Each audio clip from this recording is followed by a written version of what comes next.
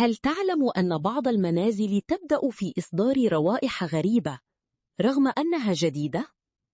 والصدمة أن السبب في كثير من الأحيان ليس النظافة، بل خطأ في التهوية أو السباكة.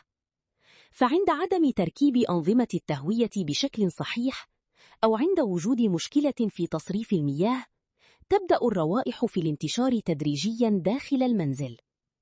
والمشكلة أن بعض الناس يظنون أن الحل هو المعطرات فقط، بينما السبب الحقيقي يكون مختبئاً خلف الجدران أو تحت الأرضية.